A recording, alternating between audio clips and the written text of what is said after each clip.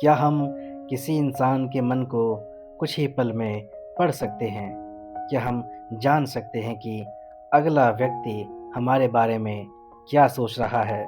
उसके मन में हमारे लिए कौन-कौन से विचार चल रहे हैं? जवाब है हाँ, बिल्कुल ऐसा संभव है। और आज हम आपको बताएँगे कि आप भी किसी का मन बहुत आसानी से कैसे पढ़ सकते हैं। बस कुछ नियमों को समझना और थोड़ा अभ्यास करना ज़रूरी है।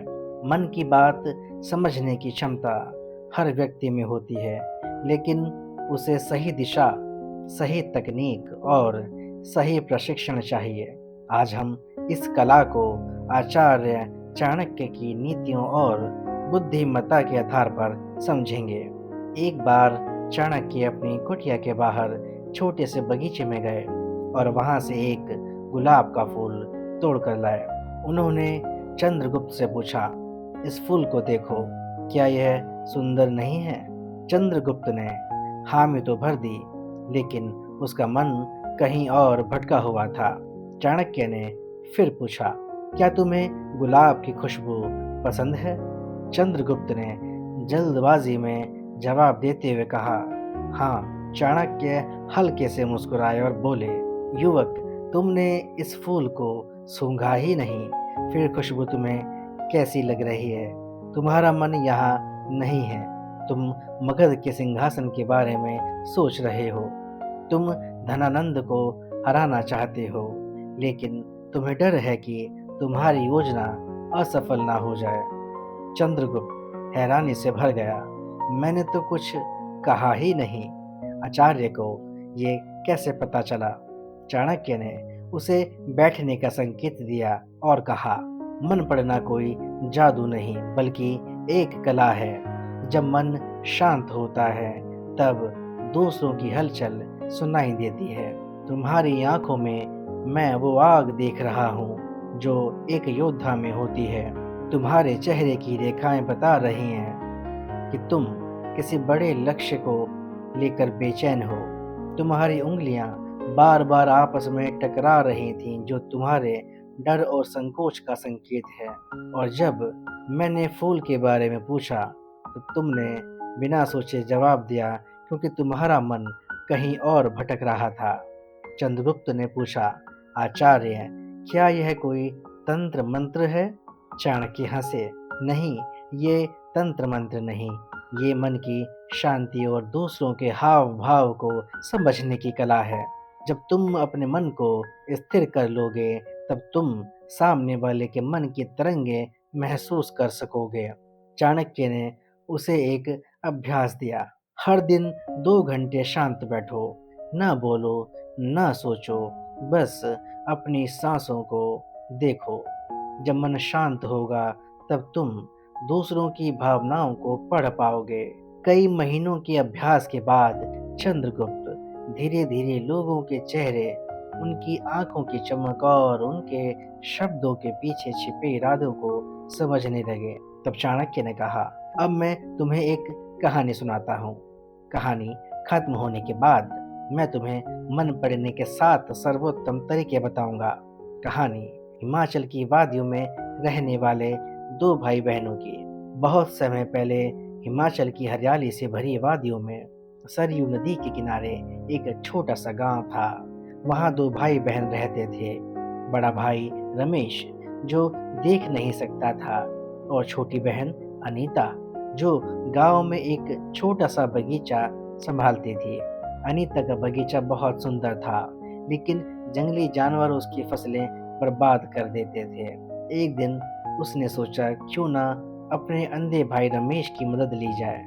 उसकी सुनने की क्षमता बहुत तेज है।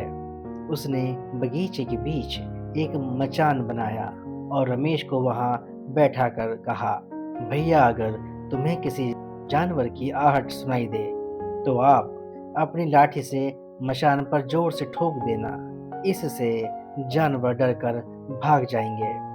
रमेश ने ऐसा ही किया और बगीचा सुरक्षित रहने लगा। एक दिन एक शाही सिपाही एक जंगली सूअर का पीछा करते हुए वहां पहुंचा। उसने रमेश से पूछा, क्या तुमने कोई सूअर देखा है? रमेश बोला, मैं अंधा हूँ, देख तो नहीं सकता, लेकिन जो जानवर यहाँ से गुजरा है वो तुम्हारा पीछा करने लायक नहीं था। तुम अपना समय बर्बाद कर रहे हो। सिपाही हैरान हो गया, तुम्हें इतना यकीन कैसे? रमेश ने शांत स्वर में कहा। उसकी चाल भारी थी, धीमी थी, जैसे एक गर्भवती माता की होती है। एक योद्धा को ऐसा शिकार नहीं करना चाहिए। सिपाही ने जांच की और रमेश सही निकला। फिर सिपाही ने पूछा, क्या मेरी पत्नी मेरे प्रति वफादार है? रमेश बोला, पहले यह सवाल तुम्हारे मन में क्यों आया? ठीक है, इसका उत्तर मैं दूंगा। मुझे उससे अकेले में बात करनी होगी। जब रमेश ने सावित्री से कहा, मुझे तुम्हें छूकर समझना होगा, वह गुस्से से भर उठी और रमेश को मारने लगी। रमेश वापस आया और बोला, तुम्हारी पत्नी वफादार नहीं है। एक वफादार पत्नी किसी अनजान पुरुष को छूने से मना कर देती, पर उसने मुझे मारते हुए पूरा शरीर छू लिया। ये वफादारी का संकेत नहीं है। सिपाही हैरान हो गया। फिर उसने पूछा, क्या मैं अपने पिता का बेटा हूँ? रमेश बोला, तुम अपने पिता के बेटे तो हो, लेकिन तुम पर एक कंजूस जमींदार की छाया भी है। जब सिपाही ने घर जाकर माँ से पूछा तो उसने सच बताया। तुम अपने पिता के बेटे हो, पर एक बार मैं नहा रही थी, तभी एक कंजूस जमींदार की छाया मुझ पर पड़ी थी। सिपाही दौड़कर रमेश के पास आया। तुम्हें यह कैसे पता चला? रमेश मुस्कुराया। तुमने मुझे जरा सा भी इनाम नहीं दिया, जबकि कोई और सिपाही होता तो कब का दे देता।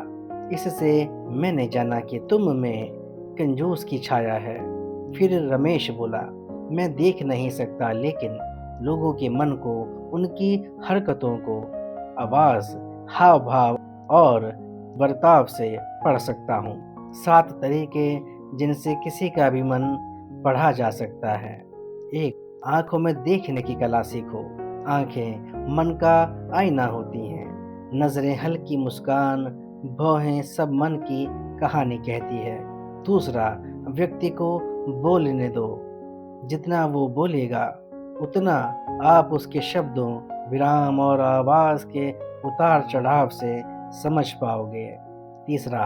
अपना मन शांत रखो। शांत मन ही दूसरों की ऊर्जा और भावनाओं को पकड़ पाता है। 4. शारीरिक भाषा पढ़ो। बाहें, कंधे, बैठने का तरीका, हाथ, सब कुछ मन की स्थिति बताते हैं। 5. ऊर्जा और भावनाएं महसूस करो। हर एक व्यक्ति ऊर्जा से बनता है। शांत मन उसे आसानी से पढ़ लेता है। 6. सही सवाल पूछो। खुले सवाल व्यक्ति को गहराई में उतरने पर मजबूर करते हैं, जिससे उसकी असली भावना सामने आती है। 7. नियमित अभ्यास करो। मन पढ़ने की कला धीरे धीरे निखरती है। धैर्य, अभ्यास और अवलोकन, यही 3 हथियार हैं। तो श्रोतागण, आखिर में याद रखिए, मन पढ़ने की कला बाहर से नहीं आती, यह भीतर की शांति से पैदा होती है। जब आपका मन स्थिर होता है, तब आप दूसरों की भावनाओं, इरादों और ऊर्जा को वैसे ही देख पाते हैं, जैसे एक साफ आईने में अपनी छवि को। बस अवलोकन करते रहिए, धैर्य रखिए और हर दिन इन 7 तरीकों का अभ्यास कीजिए। धीरे धीरे लोग आपको समझ नहीं पाएंगे, लेकिन आप सबको समझने लगेंगे। अगर यह ज्ञान अच्छा लगा हो तो कमेंट करके ज़रूर बताइए, और ऐसे ही गहरे ज्ञान के लिए बने रहिए हमारे साथ। मिलते हैं आपसे एक अगले वीडियो में एक नई जानकारी के साथ। तब तक के लिए नमस्कार, धन्यवाद, राधे राधे।